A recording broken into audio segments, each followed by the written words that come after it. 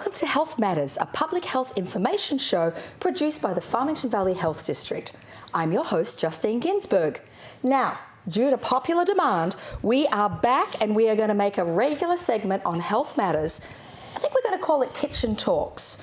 Most of us know that some of our best conversations that we have is often while preparing a meal with our family and our friends. So you will continue to find me in the kitchen, and those of you who know me know I love my kitchen, with different guests having important conversations.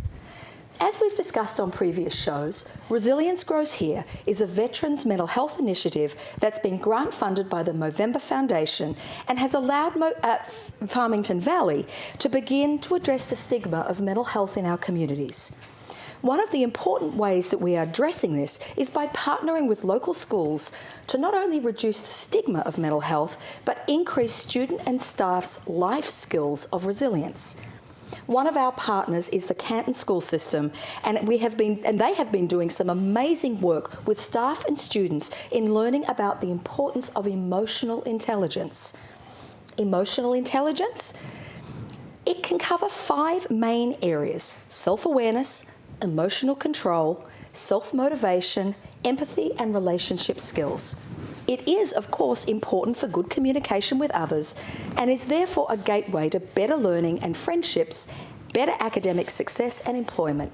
Skills such as these, when they're developed in our formative years at school, can often provide the foundation for habits later in life.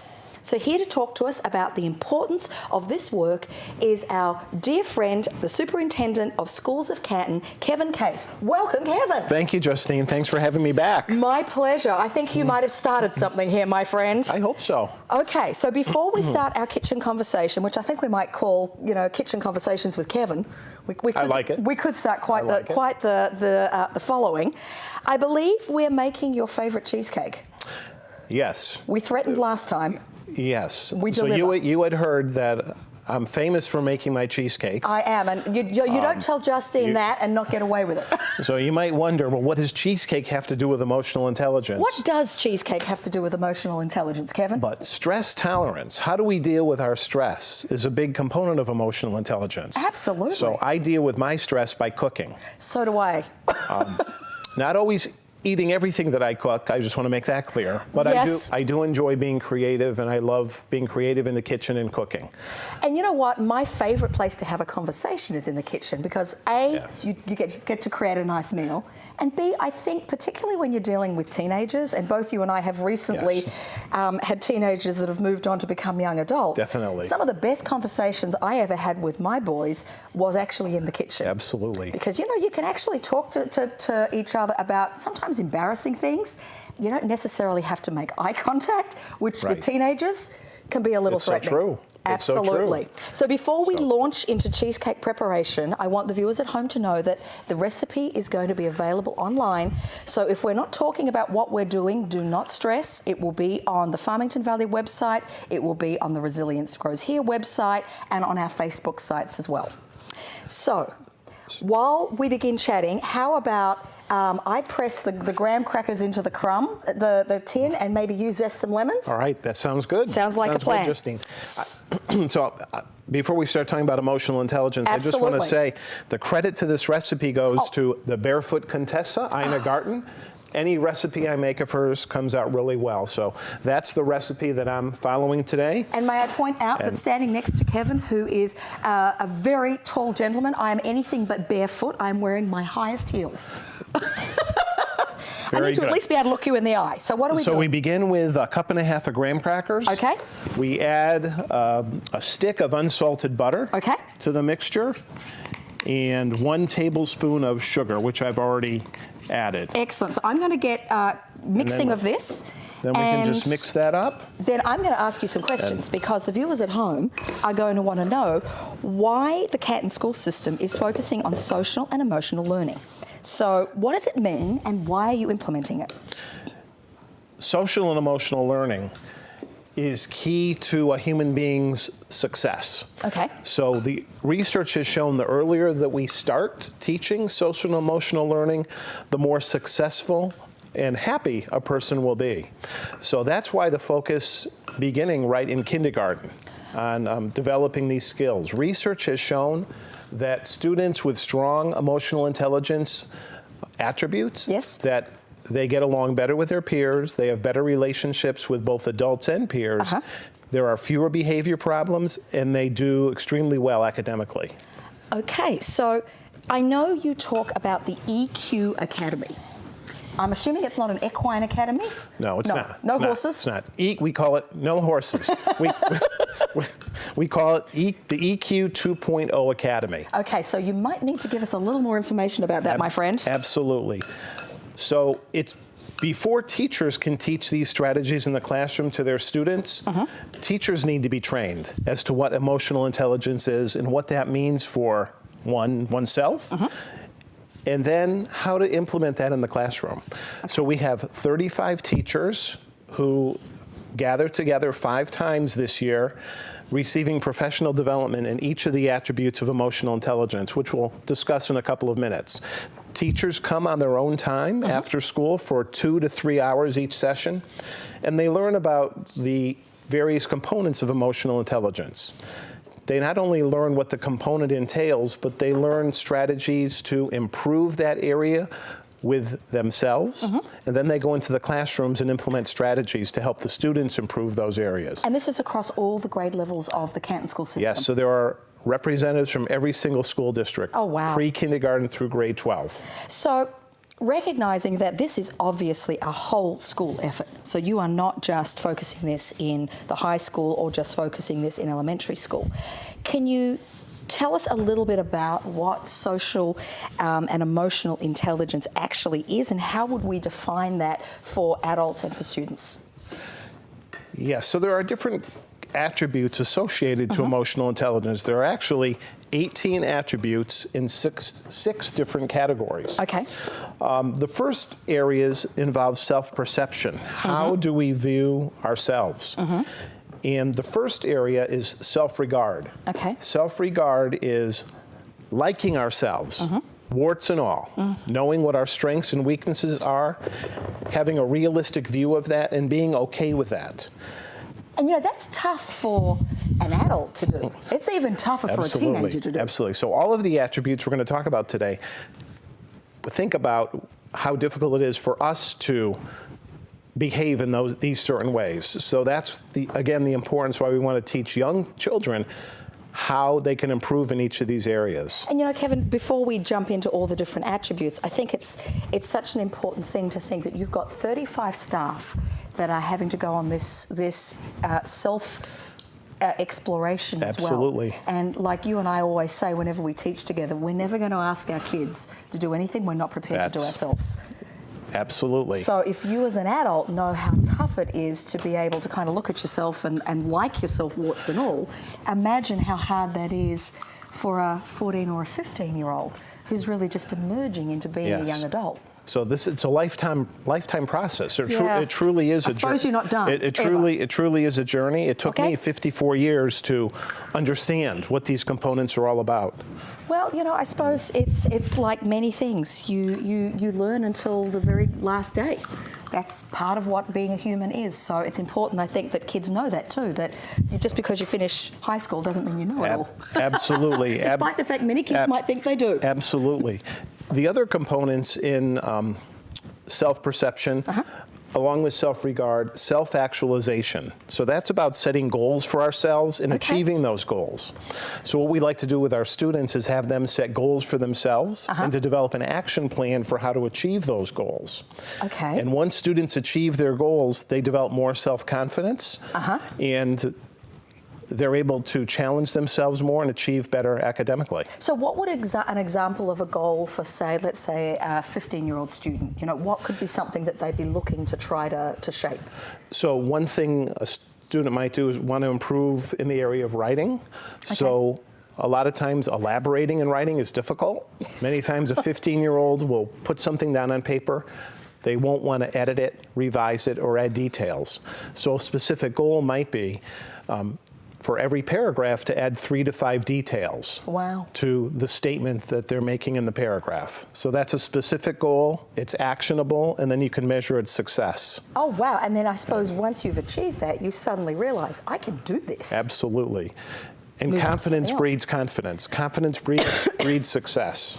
Absolutely. So emotional expression is another one. That is really key to emotional intelligence. Does our face match the way we're feeling?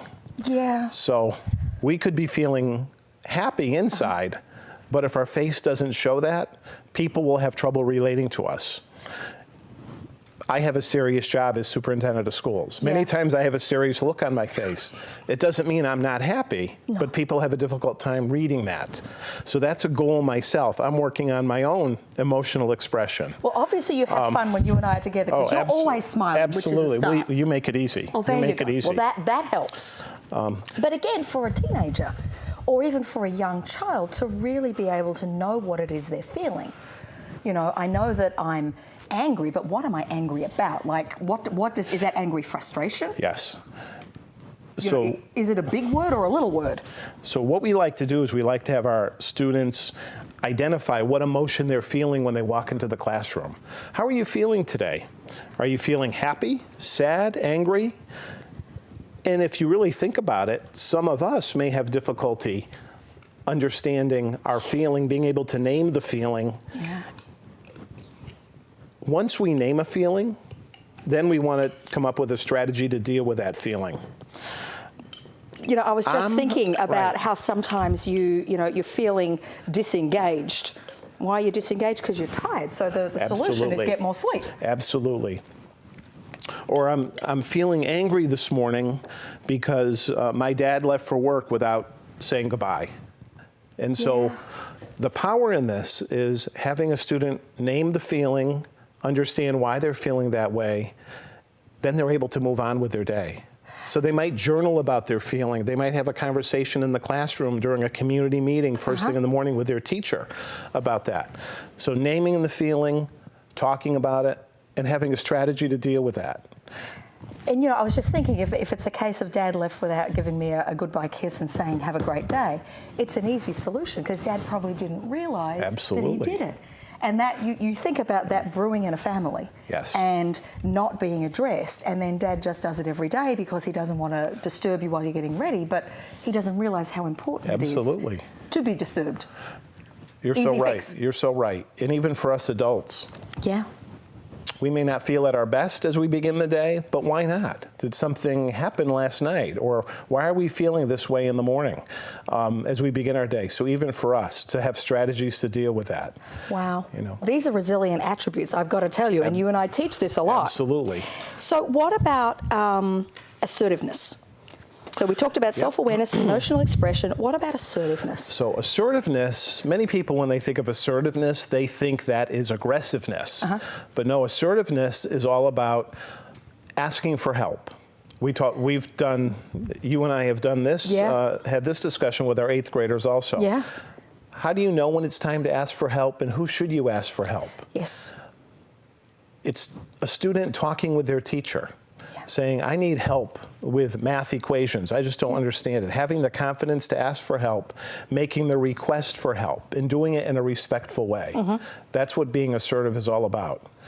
You can be assertive without being aggressive. And, you know, I think we often assume, and I know we see this in our senior population when it comes to talking with doctors and people who are providing care, people often feel disempowered, like because this person has a position of authority, I can't be assertive, but you can, and you can just do it in a way that clearly communicates what the need is.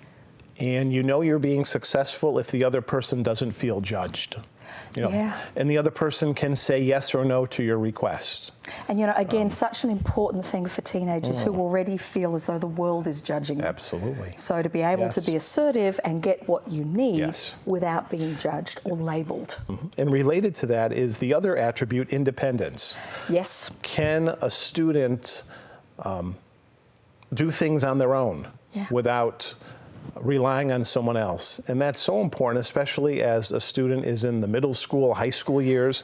We want them to become more independent so that they are prepared for a career or college after high school graduation, which is our goal. And you know, I think the fact that we're in a kitchen cooking is an interesting kind of segue to talk about, you know, sometimes with independence comes failure. You know, we jump in, we think we know what we're going to do.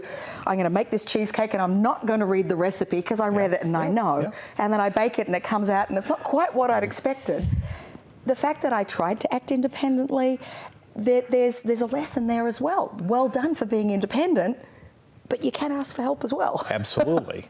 And it's important that we learn from those lessons in order to move on. You know, you and I like to call it failing forward. Exactly. Exactly. So what about interpersonal relationships? Again, I keep going back to teenagers because it's, I suppose, the most tumultuous period. And we see this in the middle school, the work we're doing together with the year 8s. Those interpersonal relationships are like a pea soup. So what, in my mind, what is more important than interpersonal relationships? In our school district, that's what I stress to our staff. The most important thing you can do with our students is to establish a relationship, to establish that positive rapport with them, and also students with other students. So becoming an active listener is a strategy we teach in our classroom. Truly listen to someone, don't say a word, and then repeat back what you heard them say. Wow. And is the other person going to tell you, yes, that's what I said, or not? And so this takes time to become active listeners. Many times, if you're like me, you want to jump right in with your own idea and not wait for the other person to finish their thought. That relates to the other attribute, impulse control. Look at you. Making sure that we listen, that we don't share our ideas until the other person's finished. It may sound very obvious, but it's difficult for many of us to do that. Well, look, I waited. I was an active listener and I controlled my impulse. Very good. But I think that impulse control, not just in conversation, but again, back to working with our young adolescents and our young adults, that ability to control what I'm going to do next. Yes. Am I going to be quick to anger? Am I going to be quick to judgment? Am I going to make a decision to do something and not really think about the consequences? And that's really important when we're collaborating. One of the values in our Canton Public Schools is collaboration. We believe it's important for everyone to collaborate together. That takes compromise. It takes a lot of impulse control to work with someone else successfully. So that's another reason why these emotional intelligence attributes are so very important. And you know, I as we're working our way down the list, as a parent, as a health professional, I'm thinking how it must feel for the kids to feel so empowered and so listened to in their classrooms, and particularly in an age where everything's moving so fast. Yes. And there's a lot of this going on. Most definitely. We've lost this. We absolutely have. Making eye contact, communicating clearly what you're feeling, and how the other person can help you.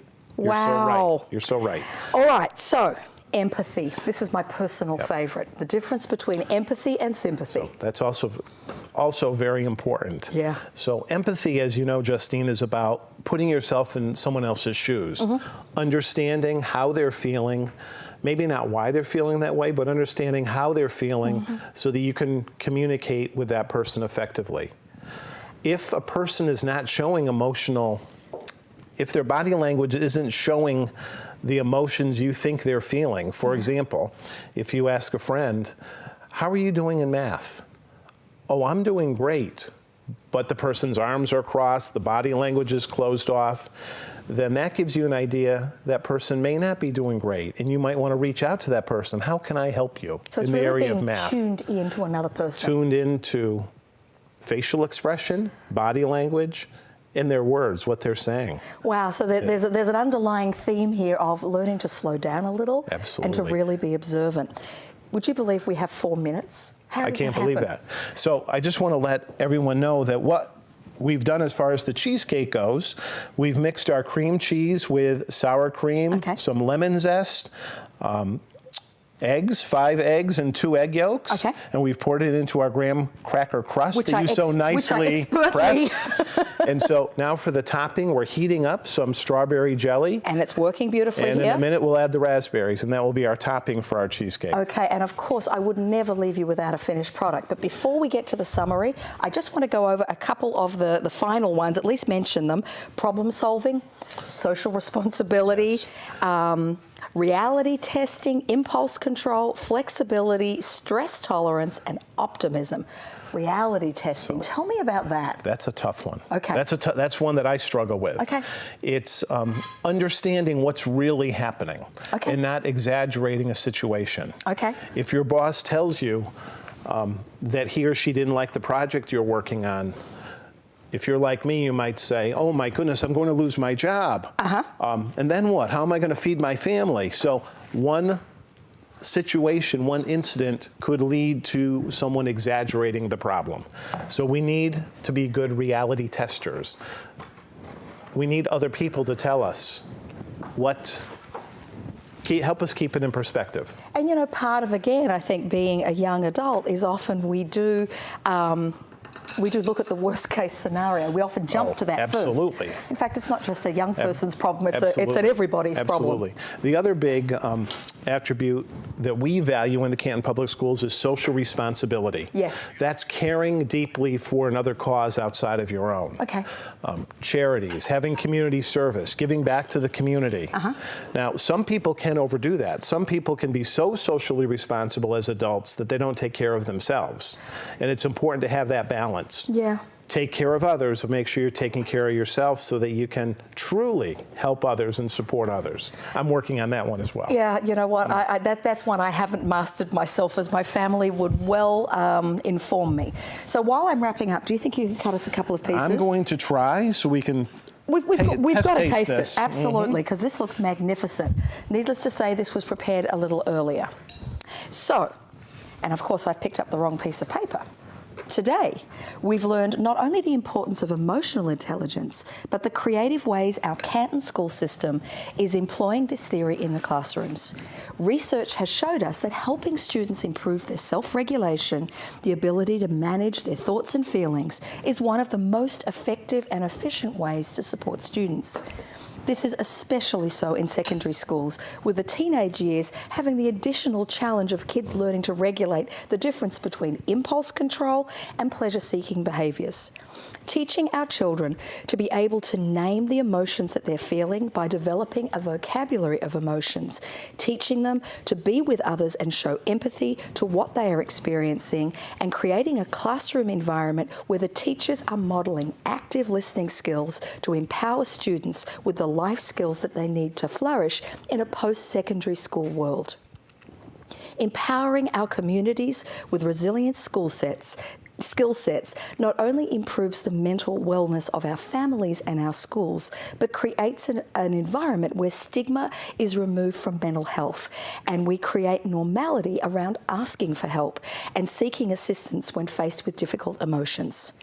To find out more about what the Canton school system is teaching and their partnership with Resilience Grows Here, please log on to our website www.resiliencegrowshere.org or www.fvhd.org,